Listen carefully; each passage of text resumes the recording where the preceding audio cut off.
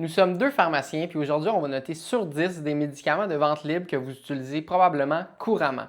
On va voir si on arrive avec les mêmes avis sur les médicaments, puis on va aussi pouvoir expliquer pourquoi on a donné cette note-là. Donc, à tour de rôle, on va nommer un médicament et ensuite, on va noter sur 10 le médicament et ensuite se montrer nos résultats. Le but serait que, idéalement, vu qu'on est deux pharmaciens, on ait les mêmes notes. Puis là, vu qu'on a manqué de budget, on va devoir utiliser nos cartes de Hitster Bingo. Puis juste avant de donner les notes, on veut juste vous mentionner que c'est des notes d'ordre général. Ça ne veut pas dire que si on le note bien, que le médicament est bon pour vous, que si on le note mal, le médicament est mal pour vous. C'est vraiment d'ordre général. Donc, consultez toujours un professionnel de la santé avant de prendre des médicaments. OK, donc je vais commencer avec le premier médicament. OK. Donc, combien tu notes sur 10 le Benylin tout en un? OK.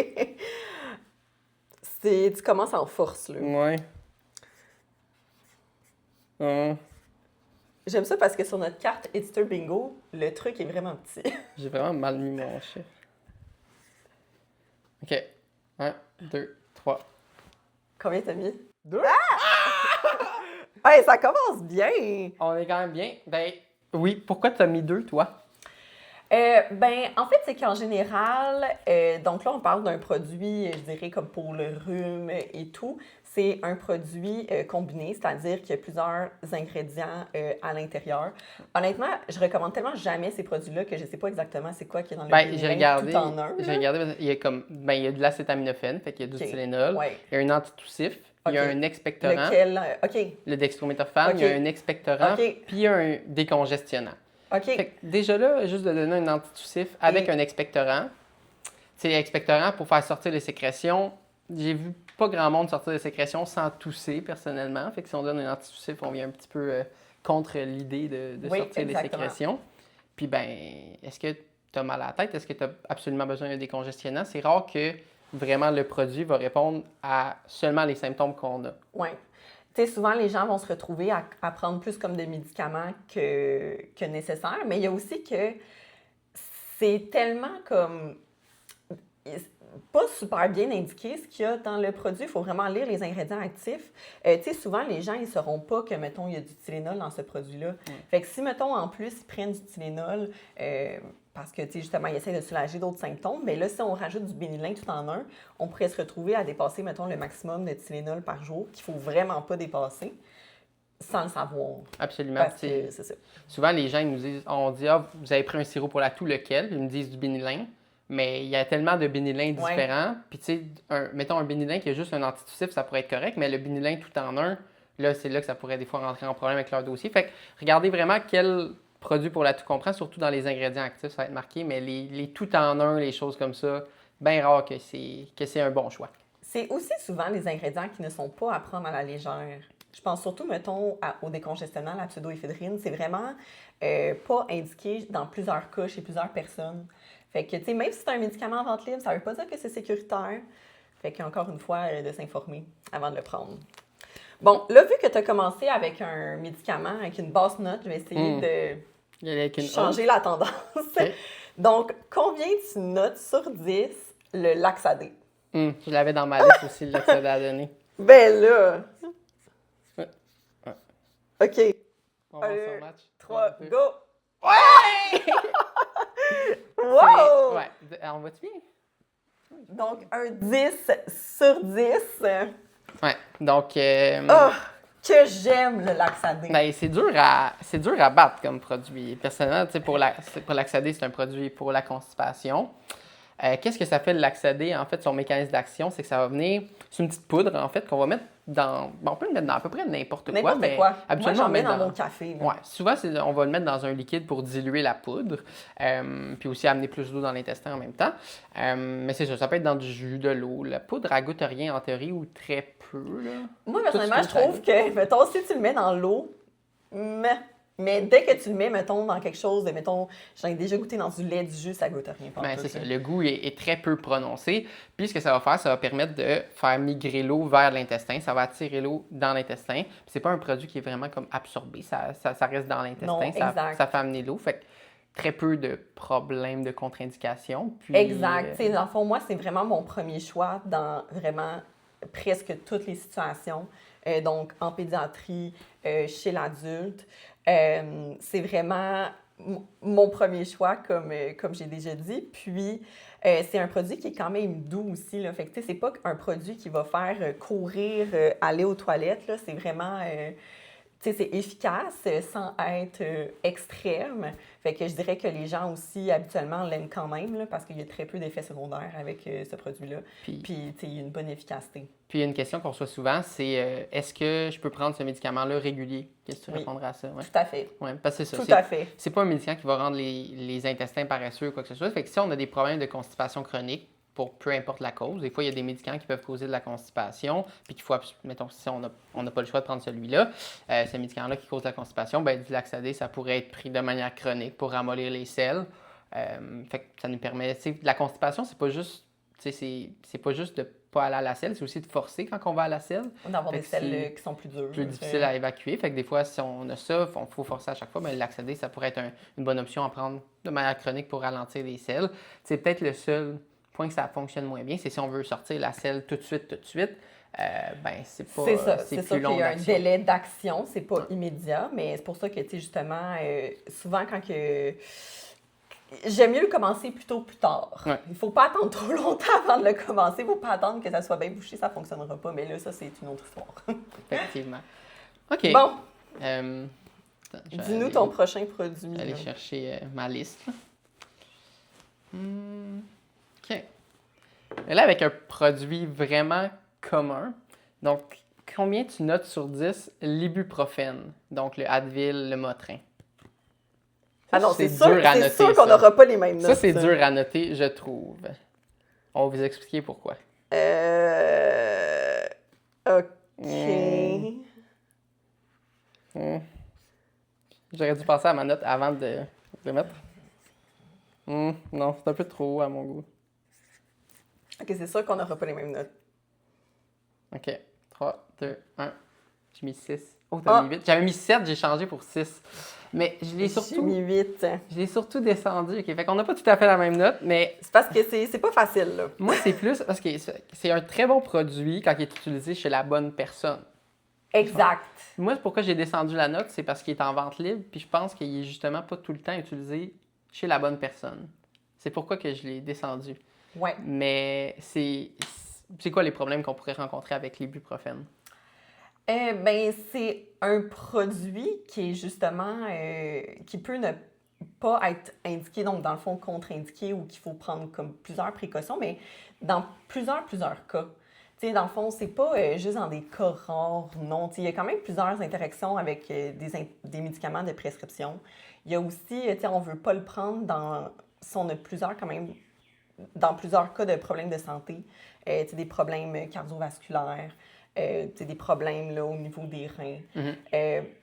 Fait que, tu sais, comme dans plusieurs situations, je dirais que ce n'est pas sécuritaire, l'ibuprofène. Puis encore une fois, vu que c'est en vente libre, souvent les gens sont comme « Ah, c'est pas grave, je vais prendre l'ibuprofène, il n'y a pas de problème. » Mais, tu sais, c'est ça aussi, c'est un médicament que même chez une personne, comme je dirais, comme en extrême bonne santé, qui n'a pas de problème, tu sais, le prendre l'ibuprofène régulièrement, ça ne sera peut-être pas nécessairement optimal non plus. Tu sais, il y a aussi une interaction avec certains antidépresseurs. Souvent, on a besoin d'un autre médicament pour protéger l'estomac si on combine les deux régulièrement. En tout cas, il y a plein de situations, mais quand c'est bien utilisé, ça fonctionne bien par contre. Ouais. Tu sais, souvent, les gens, ils nous demandent comme « Ah, qu'est-ce que tu as de plus fort pour la douleur en vente libre? » Je dirais qu'une combinaison Tylenol, Advil, ça fonctionne bien. Ouais, c'est ça. C'est juste qu'on ne peut pas la recommander Non, c'est ça. chez tout le monde. Tu sais, c'est un bon produit si on a une blessure qui est à caractère inflammatoire. C'est un bon produit si on a comme des migraines. Fait qu'il y a beaucoup d'indications que le produit va être bon. C'est juste, faut l'utiliser chez la bonne personne.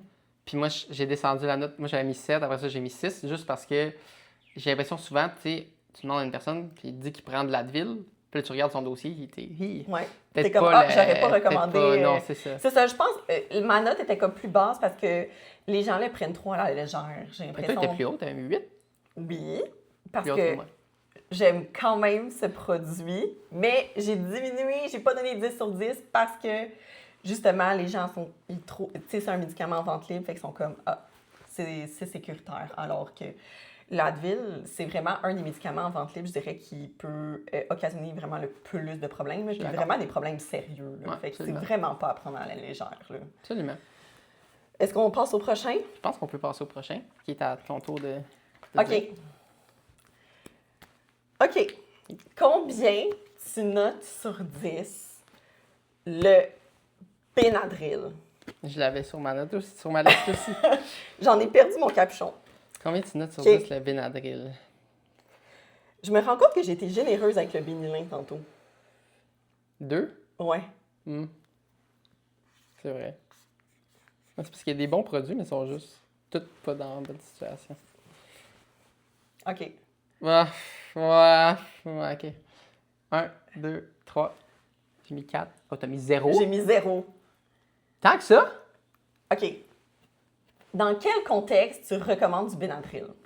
Ben, mettons, ça pourrait être peut-être utilisé dans des très rares cas pour l'insomnie. Mettons que tu veux Oh, passer... OK, on allait là. Ben, non, mais ça peut être de très rares cas. M'attendez pas à ça. Il y a de très rares cas, c'est pour ça que j'ai monté un petit peu. OK. Parce qu'il y a de très rares cas que des fois, ça va être utilisé, mettons que tu n'es pas capable de dormir. C'est pas un médicament qu'on veut prendre régulièrement, mais c'est un médicament qui cause tellement de somnolence. Mais c'est un antihistaminique qu'on utilise principalement pour les allergies. C'est ça. Mais effectivement, c'est un très mauvais médicament si on l'utilise comme pour des allergies saisonnières. Dans le fond, moi, ce que j'allais dire, c'est qu'il n'y a aucun contexte, justement, comme allergique où je recommande du Benadryl. Jamais. Mais, Parce que l'efficacité... Bon, en fait, c'est que le Benadryl, c'est un antihistaminique de première génération. Puis maintenant, il existe des antihistaminiques de deuxième génération, comme le Reactine, le Claritin, l'Aerius. Le Benadryl a plusieurs effets secondaires parce qu'il passe la barrière protective, mettons, du cerveau. Fait que c'est pour ça qu'entre autres, ça cause vraiment beaucoup de somnolence, mais ça peut causer aussi beaucoup d'autres problèmes. Puis c'est aussi contre-indiqué dans quand même quelques situations. Tout ça pour dire que dans un contexte d'antihistaminique contre les allergies, ça va être autant efficace que les antihistaminiques de deuxième génération. Et les deuxième générations, généralement, il faut juste les prendre une fois par jour, tandis que le Benadryl, ça dure que quelques heures seulement. Puis les deuxième générations, encore une fois, ont vraiment beaucoup moins d'effets secondaires. ouais, parce qu'il passe moins la barrière. Des fois, j'entends des gens qui utilisent, mettons, du Benadryl pour des réactions comme peut-être plus importantes. Je dirais que si on a une réaction comme importante, de type anaphylaxie, OK, le Benadryl ne traitera pas cette réaction-là. C'est l'épipène qui va traiter. Fait que... La seule place que j'ai donnée, c'est que des fois, on va voir des combinaisons. Faites pas ça sans professionnel de la santé, mais des fois, on va voir des combinaisons qu'on va donner une antihistaminique de deuxième génération, par exemple, le matin, puis essayer de compléter un petit peu l'effet avec du Benadryl le soir au coucher. Ouais. Moi, je suis pas certaine de l'efficacité. Ouais. Ben, comme tu dis, je pense que ça revient des fois, parce que, tu sais, des fois, il y en a qui ont des réactions, mettons, cutanées, beaucoup de démangeaisons, tu sais, justement, ils dorment pas bien, puis j'ai l'impression que, tu sais, peut-être les médecins vont prescrire ça, justement, parce que ça aide un peu au sommeil. Mais encore une fois, c'est vraiment pas une solution à long terme. Il ne faut vraiment pas utiliser ça longtemps. Lui. Mais c'est ça, je serais d'accord avec la note de 0 sur 10 en allergie saisonnière. Moi, c'est à ça que je pensais. On peut juste avoir des petites indications, peut-être, dans des cas nichés. J'allais mettre 3 sur 10, j'ai monté, mais peut-être j'aurais dû laisser à 3, parce qu'effectivement, c'est quand même rare les moments que le Benadryl est le premier choix ou un bon choix. Là. Ouais, je suis quand même d'accord. OK. Mettons quelque part entre 4 et 0. OK. Bref, c'est pas haut. Donc, OK. Prochain médicament, dernier pour cette vidéo-là. Si vous avez aimé ça, n'hésitez pas de vous abonner puis de nous suggérer des médicaments qu'on pourrait noter dans une prochaine vidéo. C'est sûr qu'on pourrait faire 15 parties, je pense, sur le sujet. Là. Je pense que oui. Donc, le dernier médicament, je vais y aller. Combien tu notes sur 10 le Pepto-Bismol? OK.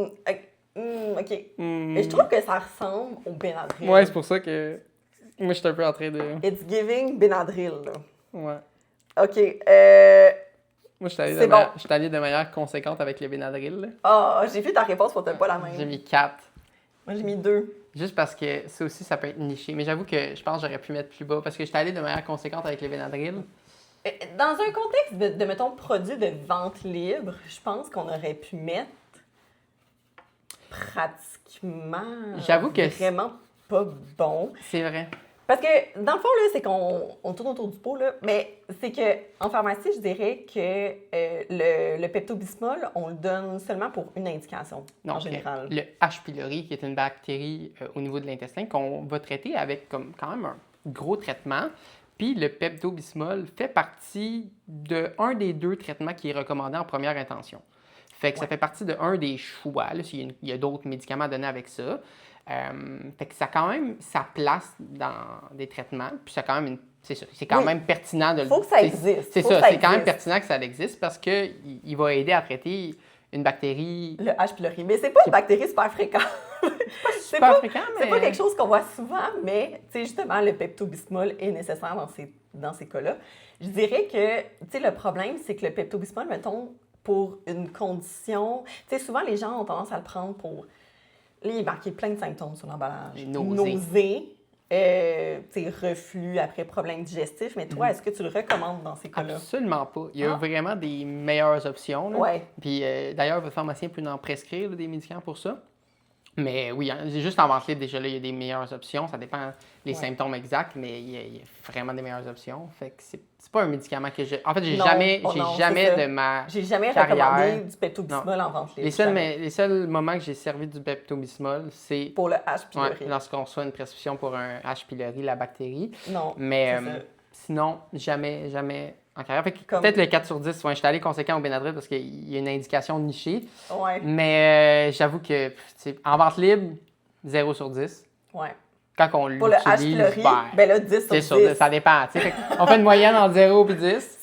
On n'est pas bon en moyenne. Non, mais... Mais c'est ça, c'est juste parce que pour n'importe quelle raison que les patients veulent le prendre, des fois, ils viennent me dire « Ah, ça, c'est-tu bon pour ça? J'ai tel symptôme. » J'y vais jamais avec ça. Il y a toujours des meilleures options, plus efficaces, plus sécuritaires. Parce que le Pepto-Bismol, ça a un effet secondaire spécial, hein? Si, à un moment donné, vous en avez pris en quantité régulière, mettons, vous en avez pris régulièrement, ça pourrait causer la langue noire. Quand même particulier. Ouais. Je sais pas si ça m'intéresse comme effet secondaire. Ouais, peut-être pour l'Halloween. Peut-être. Mais c'est ça. Fait qu'il existe toujours des meilleures options de vente libre. Bon. Fait que voilà. Je pense que ça conclut la vidéo. Donc, encore là, n'hésitez pas à vous abonner. Ça nous motive à en faire plus. Ça faisait longtemps quand même. Fait qu'on va essayer d'en faire plus. Donc, à la prochaine. À la prochaine.